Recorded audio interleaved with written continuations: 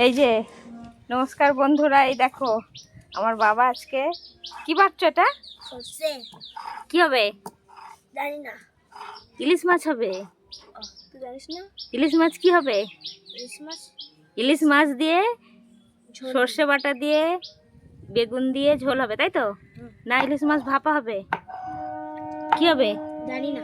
সিদ্ধ হবে না ঝোল হবে? কি করবো বল, যেটা বলবো সেটাই, কি করে যেটা বলবি সেটাই ঝোল হবে। হয় আর সিদ্ধ হয় হয়? ভাপা ভাপা। ওই তো খুব সুন্দর মাখছে, তাই তো? ইলিশ মাছ দিয়ে হবে তরকারি। চাপ দে।